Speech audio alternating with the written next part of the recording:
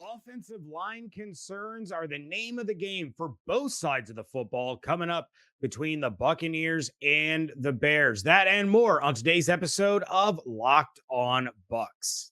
Your daily Tampa Bay Buccaneers podcast, part of the Locked On Podcast Network, your team every day.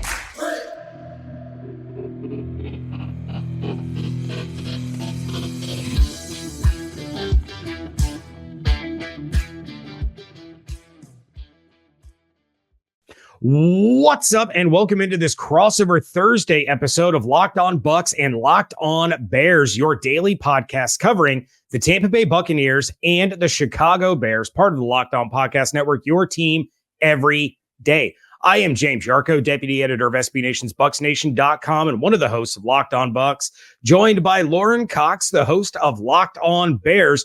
You can check out both of us on those shows 5 days a week, as well as on Twitter. I'm at JYarcho_Bucs. He is at Cox Sports One, which is still my favorite Twitter handle of anybody on this network. That was very well played by you, Lauren.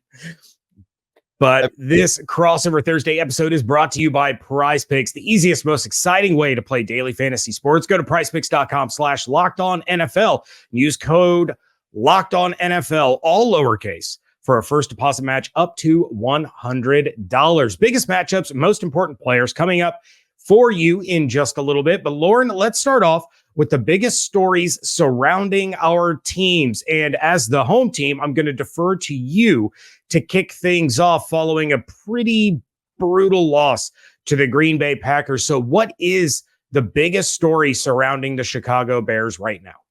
Yeah, it's hard to narrow it down to one thing because everything went wrong. And that's kind of the story here, right? It's that it's not just one thing. It's a little bit of everything. It was poor play by Justin Fields at times. It was questionable play calling at times. It was a lack of running game, offensive line struggles, receivers not making plays, defense giving. I mean, you just start going across the board. It's like, oh, what do we need to fix? Everything. And that's kind of the problem. It's like, okay, the story is, can the Bears come out and like get their stuff together? Like, can they look themselves in the mirror and kind of shake out of it and say, okay, last week, for whatever reason, just couldn't really get out of the gate going. Can we settle in a little bit and look like the team that they thought they would be, coming out of the preseason? No one thought this would be, a Super Bowl team by any means, but they weren't supposed to come out that poorly against the Green Bay Packers. And they got to figure out a way to just sort of lock in a little bit more, be a little bit more focused, not give up so many penalties and beat themselves in a lot of the ways that they did against the Packers, and get back to where if you're going to lose a game, make the other team be the one that beats you. Yeah, see, the everydayers for Locked On Bucs know how I feel about Justin Fields. I'm going to forewarn all of the Locked On Bears listeners here. I don't like Justin Fields at all. Zero faith in that guy whatsoever. But that being said, I certainly expected a little bit better of an output for him in week one against the Packers. I picked the Bears to win. I thought they were going to be able to get it done. So it was kind of surprising to see how that all shook out. And you take a look around the league and you see all these teams that it seems like every NFL team has that one other team that they struggle against. For the Bucs, it's been the New Orleans Saints. For Joe Burrow and the Cincinnati Bengals, it's been the Cleveland Browns. For the Chicago Bears, even with Aaron Rodgers gone, it seems like it's still the Green Bay Packers that they just can't seem to figure out. So I do expect a little bit of a bounce back for the Bears. Maybe not a huge one, but I certainly expect them to look better than they did against the Packers. And I'll have to say something that could help the Bears in this one is the biggest story surrounding the Tampa Bay Buccaneers, and that is the offensive line struggles.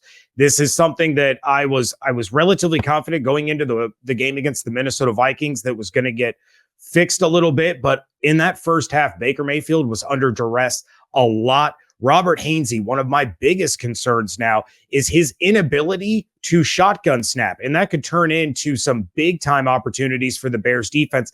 A lot of snaps to Baker Mayfield were down below his knees, and luckily he caught all of them, but the protection issues, the snap issues, the communication issues, a lot of that led to some really bad play by the Buccaneers offense. So I take a look at that offensive line. I take a look at the Bears' ability to generate pass rush. Maybe not so much last week, but over the past couple of years, they've been able to get after the quarterback. And I think that's kind of a mashup here of potential bad news for the Buccaneers.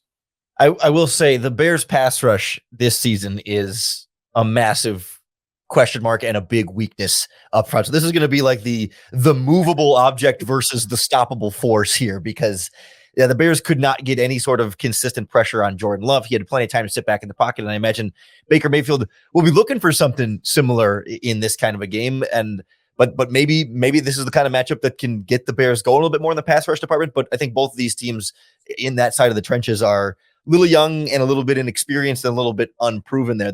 I think that has the potential to be kind of a wild card here, where if one side's group can kind of figure it out all of a sudden, and this be the week that this is the matchup that they find the way to take advantage, that could be the kind of thing that can tilt the outcome of this game fairly significantly. I'm also concerned because I was just reading where I think it was an interview with the running back Rachaad White, who said Baker Mayfield picked up on the Vikings signals and was calling out their defense from the line of scrimmage and knew what they were going to do all throughout that game. It felt like the Packers were doing the same thing last week against the Bears. They were always attacking middle of the field, always find ways to get players open really quickly. And I'm also quite concerned about them being able to pick up on what the Bears do defensively, because it's not particularly complicated from a coverage standpoint. They're not trying to trick you all that much on the back end. They're just trying to trust their guys and their athletes to win their matchups. And it didn't work against the Packers with a bunch of rookie and second-year receivers and tight ends. I'm a little bit more concerned when it becomes the likes of Mike Evans and certainly a strong backfield in Tampa Bay as well. And Chris Godwin, of course, too. It's going to be an even harder matchup for the Bears in that regard, especially if Baker Mayfield can pick up on some signals. Yeah, well, and it'll be interesting to see if he is able to do that with the Chicago Bears. And if he does, is it going to take as long as it did against the Minnesota Vikings? It seemed like that didn't really pay off until the second half of the game against the Vikings, when they were able to start fixing some things. But definitely something to keep an eye on for both sides of this matchup. But the biggest matchups in this game that are going to decide the outcome, that is coming up next here on a crossover Thursday, part of the Locked On Podcast Network, your team every day. Everyone should be empowered to care for themselves and their loved ones during the unexpected. That's why Jace Medical offers the Jace Case. The Jace Case provides 5 life-saving antibiotics for emergency use and gives you peace of mind so that you are not just hoping that you have access to medication in an emergency. Jace Medical makes sure that you have medication in hand, and it is simple. They handle everything from the online evaluation to licensed pharmacy medication delivery and ongoing consultation and care. Don't get caught unprepared. I just got my email from a licensed physician today that my Jace Case is on the way. Save more than $360 by getting these life-saving antibiotics with Jace Medical, plus an additional $20 off by using code LOCKEDON at checkout at jacemedical.com. That's JASE medical.com, promo code LOCKEDON.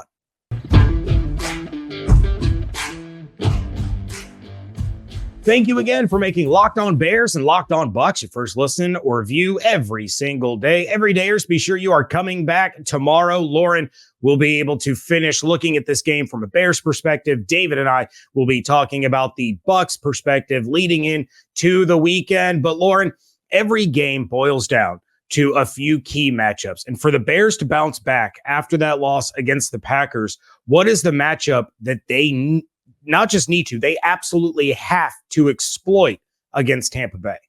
It's less about exploiting and more about making sure it doesn't go disastrously. The way that we saw this Bears offensive line struggle against the Green Bay Packers defensive line.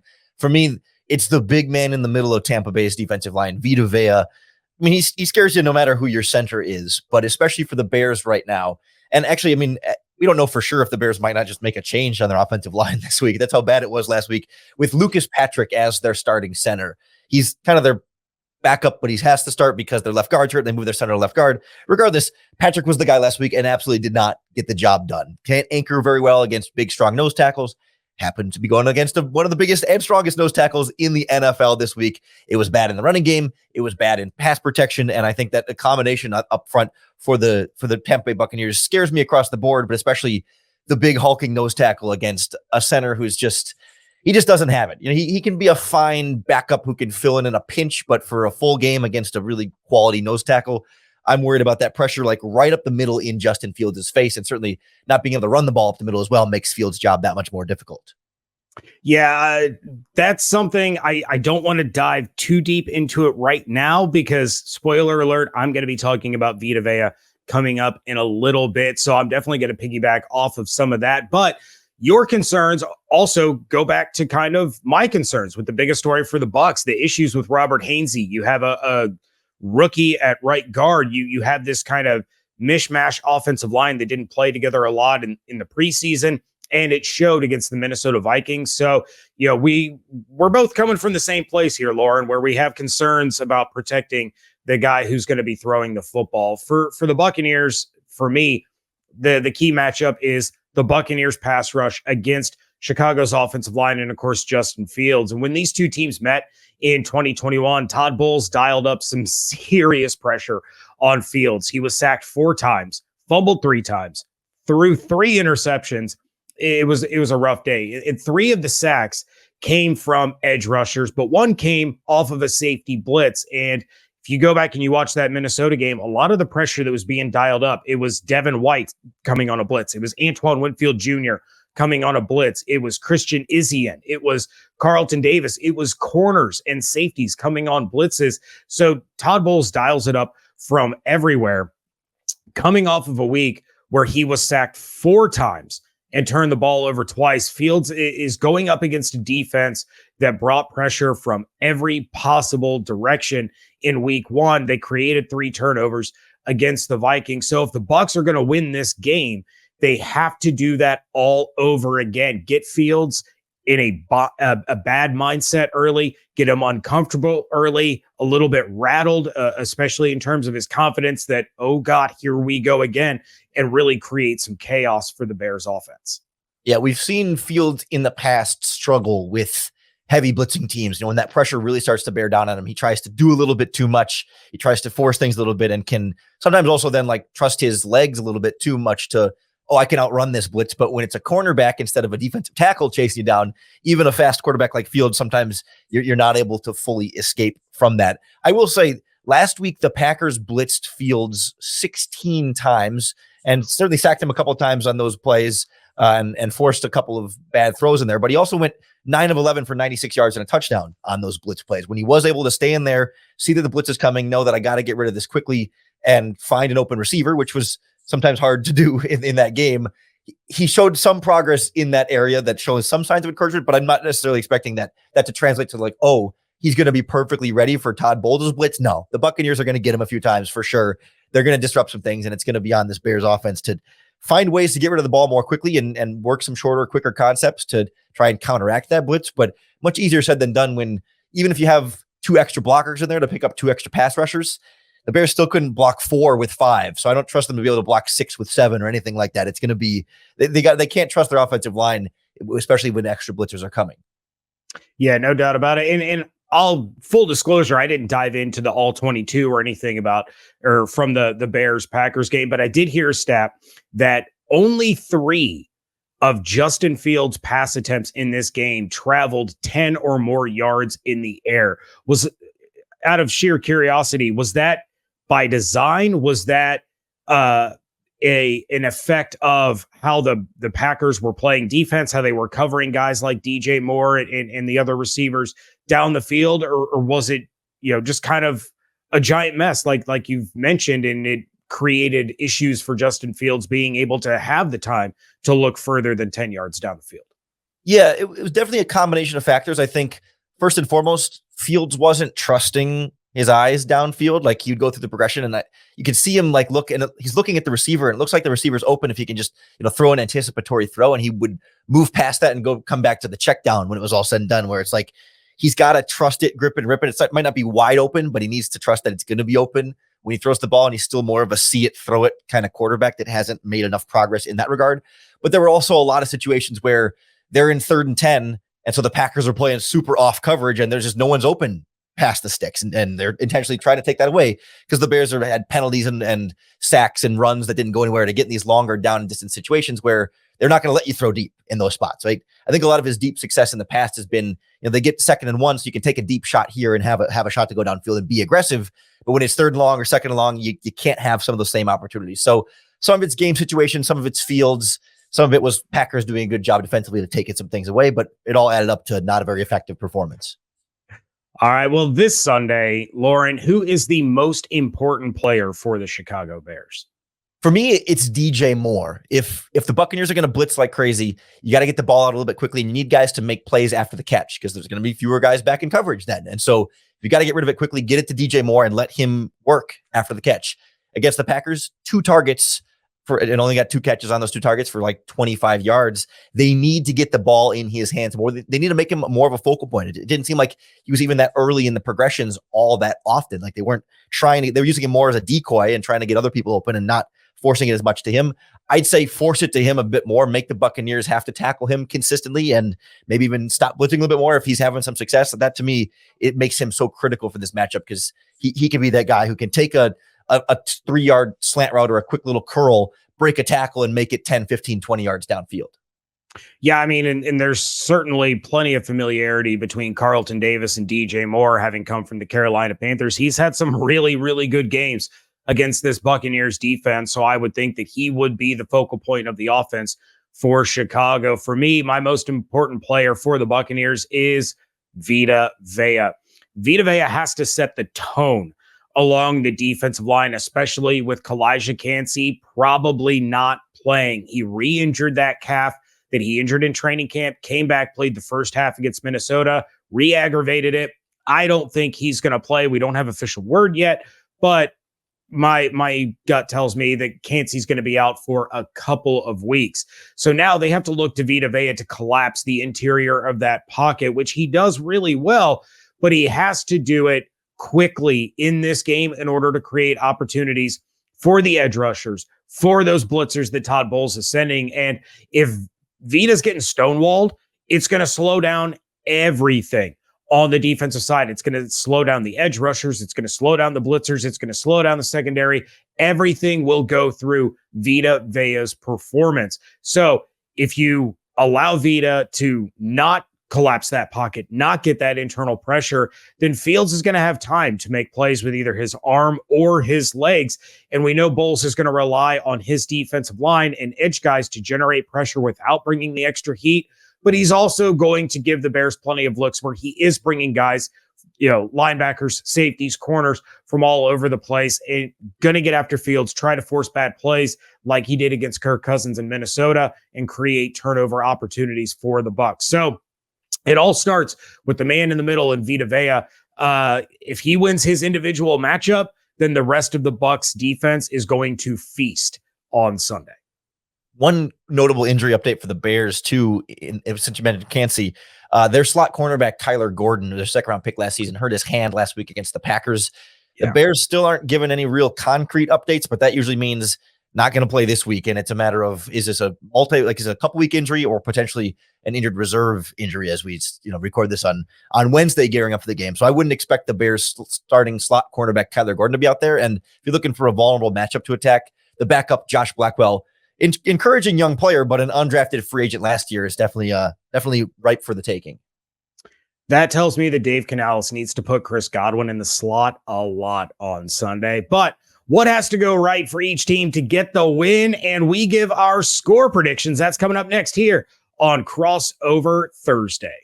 PrizePicks is really simple to play, and I can make my picks and submit my entry in less than 60 seconds. Quick withdrawals, easy gameplay, and enormous selection of players and stat types are what makes PrizePicks the #1 daily fantasy sports app. PrizePicks offers weekly promotions that can lead to big payouts like Taco Tuesday. Each Tuesday, PrizePicks discounts select player projections up to 25% to provide even more value. And now, PrizePicks offers Apple Pay for quick and easy deposits into your account all season long. I had a rough week last week. I only hit 2 of my 6. Thanks, Bengals. So I haven't put together my picks for this week yet. But if you think that you can do better than I did in only getting 2 out of the 6, then go for it. Just go to prizepicks.com/LockedOnNFL and use code LockedOnNFL for a first deposit match up to $100. Again, go to prizepicks.com/LockedOnNFL. Use code LockedOnNFL for a first deposit match up to $100. PrizePicks, daily fantasy sports made easy.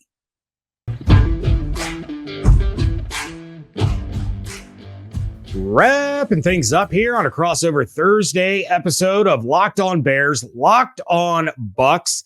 And Lauren, what has to go right on Sunday for the Bears to bounce back and get to 1-1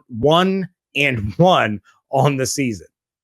I think it really does start with the Chicago Bears offensive line and kind of ripples out from there, right? The offensive line needs to be more consistent in run blocking, so the Bears can then get their running game going. If they can get their running game going, it takes a little bit more of the pressure off of Fields, and they can work play action off of that to try and maybe neutralize either some of the blitz or some of the pass rush in general. And then if Fields has a running game and a little bit more of a play action game going and a better pass protection, he can be more comfortable in the pocket, can step up and deliver some of these throws and start to grow a little bit more as a quarterback in the way that Bears fans are looking for. And then, of course, if the offense is doing better, there's less pressure on the defense. They don't get as tired. And it really sort of starts there and ripples all the way out. But it's about making Justin Fields' life easier. And that really starts with that offensive line up front. And like we were talking about with DJ Moore, too, where the receivers also need to make Fields' job easier by taking that catch, making some extra plays after the catch. I mean, teams are going to play the Bears off coverage. They're going to play deep and say, hey, you're not going to beat us deep. You got to check it down and try and dink and dunk your way downfield, because we don't think you can go 80 yards on 12 plays consistently if you're only going to get, 8 or 6 yards at a time. So it's about making it easier on Fields, and that really starts up front with the offensive line. And I think the offensive coordinator can do a little bit more to put the quarterback in a better position. They didn't roll out Fields very much last week. They didn't do a good job of helping the offensive line with extra pass protectors and scheming up plays to get the ball into their weapons' hands. So not to absolve Field of blame, because by all means, we talked about his struggles reading plays last week, but it'll be a lot easier if the offensive line and the offensive coordinator can also make his job easier, because love him or hate him right now, Fields is your guy. So you got to make it work with what you have at this point. Yeah. And certainly everyone knows, as much grief as I give Justin Fields on the Locked On Bucs podcast, my co-host David Harrison, big Ohio State fan. I like to poke at Ohio State players as early and often as possible, but you should. We know that Justin Fields can create magic out of absolutely nothing. So, being able to put him in a situation where you do have DJ Moore contributing a little bit more, you do have Khalil Herbert, gaining a few more chunk plays and really setting them up for success on the down and distance, instead of having to rely on him to sit back in the pocket and make these 8, 9, 10-yard passes on third downs when the defense can tee off. That's a recipe for disaster, plain and simple for the Bears offense, for that offensive line, for Justin Fields. It's a recipe for disaster. So you have to help him out somehow and put him in a situation where he only needs a yard. He only needs 2 yards to move the sticks and continue to keep these drives going. I think he's probably going to have a lot of trouble doing that in this game, but crazier things have happened. I also didn't think that the Arizona Cardinals were going to hold a lead over the Commanders last week, or that the Jets would win without Aaron Rodgers. So for the Bucs, what has to go right is the offense getting into a rhythm a lot faster than they did against the Vikings. Baker Mayfield played relatively well, all things considered, but he was battling with very little time in the pocket, a lot of questionable play calling early on. And this week, they can't wait around until the second half to find that groove. It has to be quick, and they have to set the tone early in the game, find success in the run game to help things out. Rachaad White and Sean Tucker, they had plenty of opportunity. They just didn't produce with the opportunity that they had. So now they need to be productive in those opportunities. Like I mentioned with Khalil Herbert, break off 6, 7, 8-yard chunks to really help your offense going. And we all know an offensive line is going to start to play a lot better together when the run game is moving the way that it's supposed to. So you put all of that together, and the Bucs get out to a fast start on Sunday, it's probably going to lead to a victory for the Buccaneers. But Lauren, we both have concerns along the offensive line. We both have concerns about some of the things that we saw last week. Even though the Bucs came off a win, the Bears are coming off a loss. How do you see the final score shaking out in this one? Yeah, with as bad as the Bears looked last week, it's going to be hard for me to come into one of these crossover Thursdays and predict a win until they can actually prove to me that they're capable of. I mean, obviously really bad teams, but if there's any sort of question about, oh yeah, this other team they're playing against is actually pretty good, I can't sit here and say, oh, the Bears are going to all of a sudden the Bears are going to figure it out now. Like, I don't have enough evidence to say, like, yeah, they're going to for sure turn it around against the Buccaneers. That being said, I don't think Tampa is a powerhouse opponent by any means. I think it's going to be a close game. I think both teams are probably going to struggle in a lot of different areas. And I think the way you talk about both offensive lines having issues, that means ugly football, and that means ugly final score. So I'm going to throw something out like a 17-16 Buccaneers victory. And I think it's even one where it's like, maybe the Bears don't get that last touchdown. Like, it's 17-9 for most of the game, and the Bears score that last touchdown, late in the game, or maybe makes it 17-15 if they go for 2 and don't get it. But that kind of thing where it's not necessarily like a nail biter the whole time, but it ends up being a pretty tight final score and not a high scoring ball game. All right, I can absolutely see that. In fact, I had a guy on Locked On Bucs with me yesterday that said we're going to talk a lot about Buccaneers winning ugly games this season, because that's just, it feels like that's kind of how they're built, that they can grind these things out. And as long as the defense is keeping them in it, the offense has enough to be able to strike and win an ugly, nasty football game. I am going to go with the home team. I picked them to beat the Vikings last week. I said before the season started, they were starting off this year 2-0, much to the surprise of a lot of people. So I'm going to take the Bucs to win this one 20-10 in Raymond James Stadium. So Bears fans, make sure that you are coming back on Friday to join Lauren for the final episode before the Bears take on the Bucs. Bucs fans, make sure that you're joining me and David Harrison Friday night live on YouTube at 7 p.m. for our final preview episode before the game on Sunday. Check out everything that Lauren is doing on Twitter at CoxSports1 and on the Locked On Bears podcast. Check out everything I'm doing over at BucsNation.com and on Twitter at JYarcho_Bucs. Hope you all have an absolutely outstanding day. Stay safe, stay healthy, enjoy your Thursday. And thank you so much for joining us right here on Locked On Bears and Locked On Bucs, part of the Locked On Podcast Network, your team every day.